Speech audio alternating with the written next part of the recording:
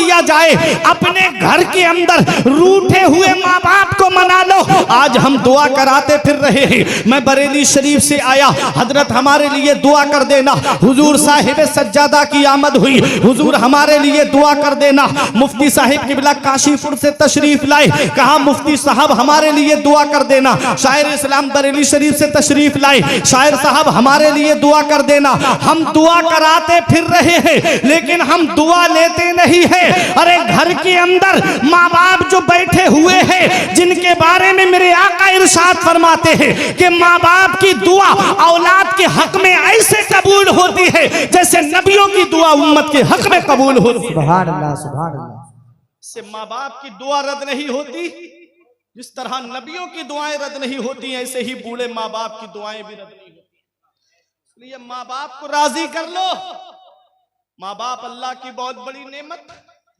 जिस दिन ये चार पाई घर से उठ गई, उस दिन हम चिराग लेके भी ढूंढेंगे तो बाप जैसा प्यार करने वाली शख्सियत नहीं मिलेगी। मौलाना रूम फरमाते हैं, पहली मोहब्बत है माँ बाप की दुनिया में जो बदला मांगती है। अगर तुम अपने माँ बाप के साथ भलाई करोगे तो तुम्हारी औलाद तुम्हारे साथ भलाई करेगी। तुमने अपने माँ बाप के साथ भलाई नहीं की तो बुढ़ापे में ये उम्मीद लगा के मत बैठना कि तुम्हारी औलाद तुम्हारा सहारा बन जाएगी।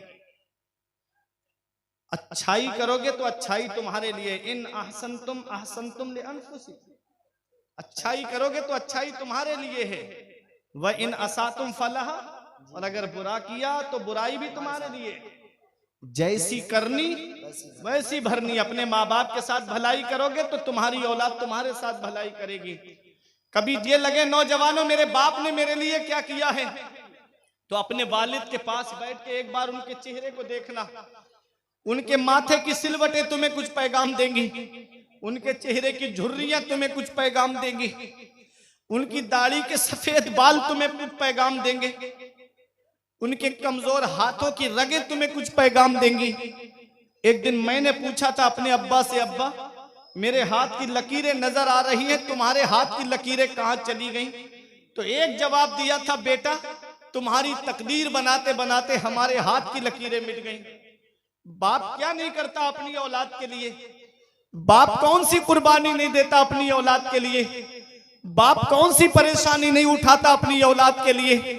कभी तुम्हें यह लगे कि मेरे बाप ने मेरे लिए क्या किया है, तो कभी चले जाया करो रात में 3 बजे शाहबाद की तरफ, सैफनी की तरफ, बिलारी की तरफ, मुरादाबाद, रामपुर की तरफ देख लिया करो। ये रात में जब 2-3 बजे का वक्त होता है, ये मुफ्ती साहब बताएंगे, उलमा बताएंगे कि कितनी सख्त वाली नींद आती है रात के 2 बजे के बाद में इंसान को। लेकिन उस वक्त में ऑटो रिक्शा चलाने वाला ये एक बाप ही तो है, ये ट्रक चलाने वाला एक बाप ही तो है, ये बसें चलाने वाला एक बाप ही तो है, ये दूसरों के खेतों में मजदूरी करने वाला, पूरे दिन फावड़ा चलाने वाला एक बाप ही तो है, ये सऊदी 3-3 साल के लिए जाने वाला ये एक बाप ही तो है। कभी सोचा है आपने, ये कोई बेंगलोर कमाने के लिए जा रहा है, कोई मुंबई कमाने के लिए जा रहा है, कोई दिल्ली कमाने के लिए जा रहा है, ये एक बाप ही तो है जो सोचता है 4 पैसे जमा हो जाएंगे, मेरी औलाद के खर्चे में काम आएंगे, मेरी औलाद की पढ़ाई में काम आएंगे। याद रखना नौजवानों, ये आलिम बनाने वाला एक बाप है, ये हाफिज बनाने वाला एक बाप है, ये मुफ्ती बनाने वाला एक बाप है, अरे ये मास्टर बनाने वाला एक बाप है, ये डॉक्टर बनाने वाला एक बाप है, ये इंजीनियर बनाने वाला एक बाप है। याद रखना प्यारे मुसलमानों, स्कूल की फीसें भरने वाला एक बाप है, कॉलेज की फीसें भरने वाला एक बाप है, यूनिवर्सिटी की फीसें भरने वाला एक बाप है, मदरसे का खर्चा उठाने वाला दौरान तालिबे इल्मी ये एक बाप ही तो है। बाप कितनी परेशानियां उठाता है अपनी औलाद के लिए, बाप कितनी दिक्कतों का सामना करता है अपनी औलाद के लिए, लेकिन औलाद के ऊपर गम का साया आने नहीं देता। सारी परेशानियां बाप खुद उठा लेता है। आज वही बाप बूढ़ा हो गया, आज वही माँ के जिस्म की हड्डियों ने जवाब दे दिया, हमने उनका बिस्तर घर से बाहर कर दिया। हमारे कमरे में एसी चल रहा है, हमारे कमरे में गर्म हीटर का इंतजाम जाड़ों में, और माँ बाप तीनों में रह के जिंदगी गुजार रहे हैं। माँ बाप झोपड़ी में रह करके जिंदगी गुजार रहे। क्या इसी दिन के लिए माँ बाप ने औलाद को जवान किया था? क्या इसी दिन के लिए माँ बाप ने औलाद को पाला था? हम कौन सा मुंह लेके जाएंगे महबूबे दावर के सामने?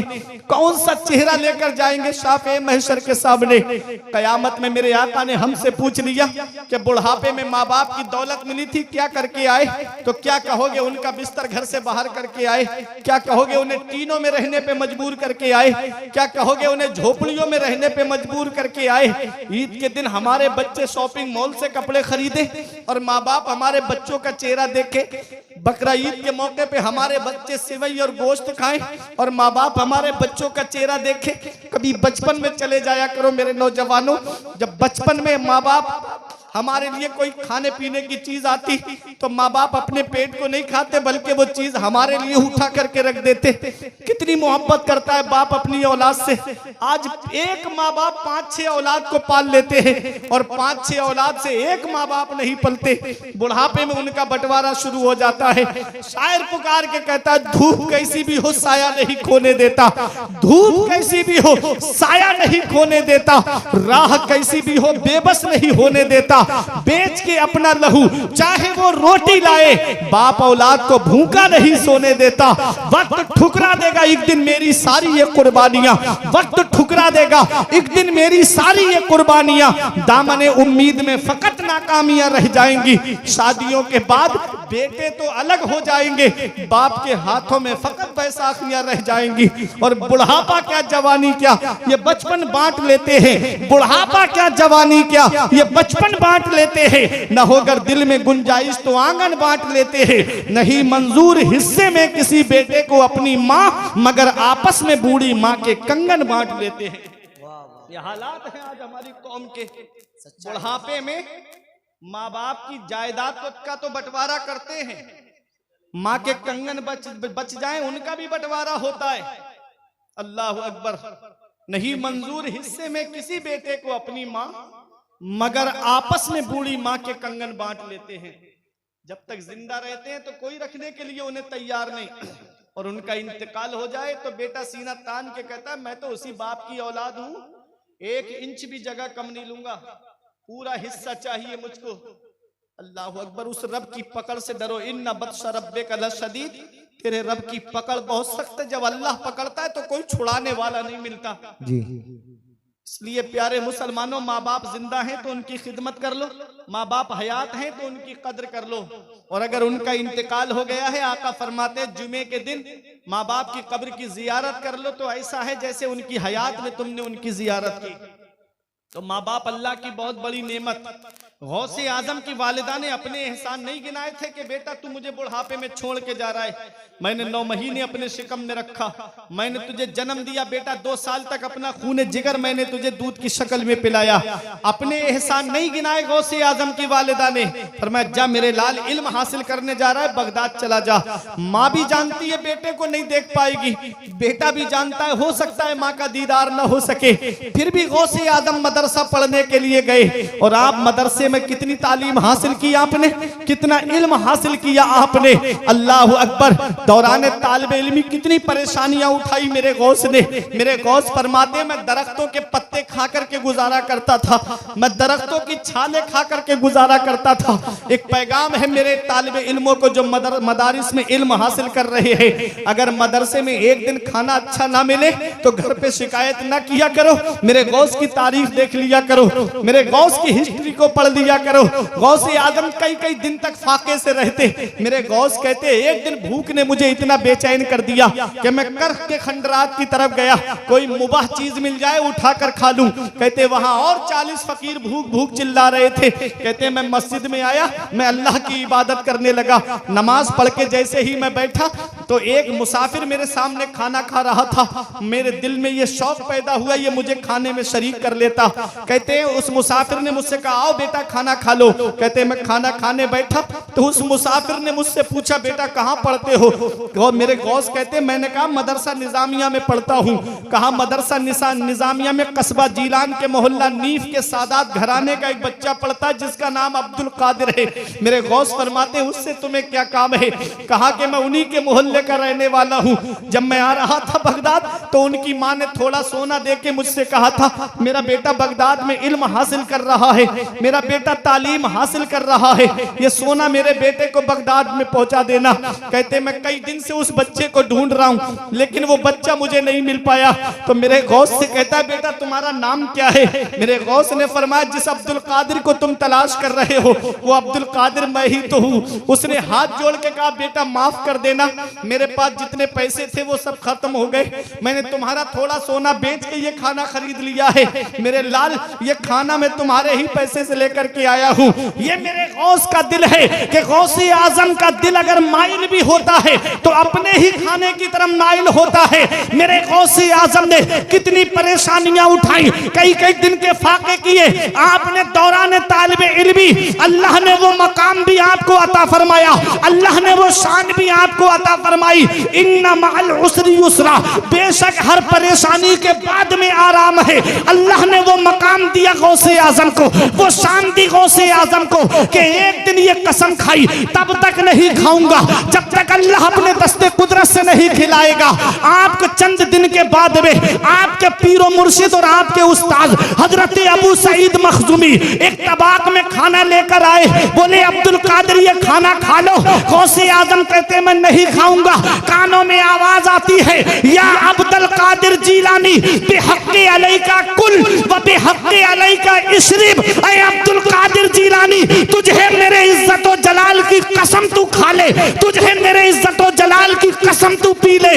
आला हजरत की नजर पड़ी तो बरेली से पुकार के कहते हैं, कसमें दे दे के खिलाता है पिलाता है तुझे, कसमें दे दे के खिलाता है पिलाता है तुझे, प्यारा अल्लाह तेरा चाहने वाला। नारे तकबीर, नारे रिसालत, नारे हैदरी, नारे गौसियत, मसलके आला हजरत, जश्न गौसुल वरा कॉन्फ्रेंस जिंदाबाद जिंदाबाद। माशाअल्लाह माशाअल्लाह। कितना इल्म हासिल किया गौसे आजम ने, कितनी तालीम हासिल की गौसे आजम ने। अब मेरी तकरीर इख्तिताम की तरफ, मेरे गौस खुद फरमाते हैं, दरस्तुल इल्म हत्ता सिरतु कुतबा, मैंने इल्म हासिल किया, अल्लाह ने मुझे कुतुब बना दिया, मैंने इल्म हासिल किया, अल्लाह ने मुझे कुतुब बना दिया। पता चला सरदारी इल्म से मिलती है, बुलंद रुतबा इल्म से मिलता है, बुलंद मकाम इल्म से मिलता है, बुलंद अजमत इल्म से मिलती है, सरदारी इल्म से मिलती है, बुलंद शान इल्म से मिलती है, मकाम सुरैया इल्म से मिलता है। इसलिए अपने बच्चों को इल्म हासिल कराओ।